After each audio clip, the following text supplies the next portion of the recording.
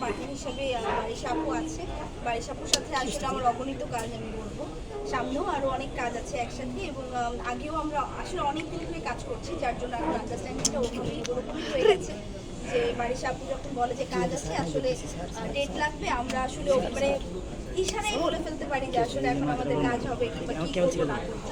So আজকেও কয়দিন আগেও আমরা কাজ করেছি, আবার আজকে তো একসাথে হয়তো বা আরও দেখা হবে আপনাদের সাথে। এখন তো বাংলাদেশে নায়িকাই নেই, আমি তো দীঘিকে ছাড়া আর কাউকে দেখছি না। মানে অ্যাক্টিভ নায়িকা সত্যিকার অর্থে আমি বলতে চাই যে আমাদের বাংলাদেশে অনেক নায়িকা ছিলেন, আছেন বা অ্যাক্টিভ যদি আমি বলি যে যারা কাজ করছে এখন কাজের মধ্যে আছে, যারা সিনেমা করছে, তাদের মধ্যে দীঘি ছাড়া আসলে আমাদের হাতে থাকে না যে আমরা তালিকা যখন করি যে আমরা স্টার কাস্ট করবো, তো দীঘি সব দিক দিয়ে একদম পারফেক্ট। সো আমি মনে করি যে তোমারও আমার মতো একমত বা যারও নতুন লোক আসা উচিত আসলে আমাদের ইন্ডাস্ট্রি থেকে কাজ করতে হয়।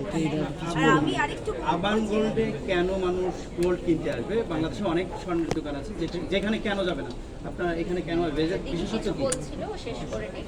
যেটা বলছিলাম আমি যে বারিশা আপু খুব একটা হেভি কমপ্লিমেন্ট দিয়েছে আমার নামে।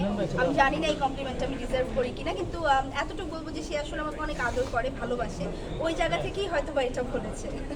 আর আপনি যে প্রশ্নটা করেছেন যে আবান গোল্ডে কেন আসবে, ওদের ডিজাইনগুলো একদমই নিত্য নতুন। আদার্স গোল্ডের শপে আপনারা যান, এখন তো লাইভ হয়, মার্কেটিং হয়, প্রমোশন হয়, তো আপনারা নিজেরাই বিবেচনা করে দেখবেন যে কোথায় গহনার ডিজাইন সুন্দর। আমাদের এখানে ট্রেডিশনাল ডিজাইনও আছে, আবার একদম ট্রেন্ডি ডিজাইনও আছে, আর ওদের সবগুলো গহনা দেশের বাইরে থেকে আনা হয়, এবং ওদের ইন্টেরিয়র থেকে শুরু করে সব কিছুই দেশের বাইরের স্টাইলে করা হয়েছে।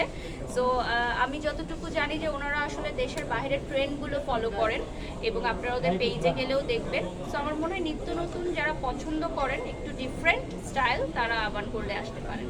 শোরুম উদ্বোধন উপলক্ষে কোনো ছাড় আছে কিনা, এবং সেটা কতদিন পর্যন্ত চলবে যদি থাকে? এখন তো আকাশ ছোঁয়া দাম, তারপরও দেখছেন মাশাআল্লাহ কাস্টমারের ছড়াছড়ি, কারণ গোল্ড হচ্ছে একটা সম্পদ, এবং দাম বাড়ার আগেই মানুষ এখন আরো কিনে ফেলতে চাচ্ছে। যে যারা কম দামে কিনেছিল তারা এখন একটা সম্পদের মতো হয়ে গেছে, বলে না যে জমি এবং স্বর্ণ কিনে কেউ কোনোদিন ঠকেনি।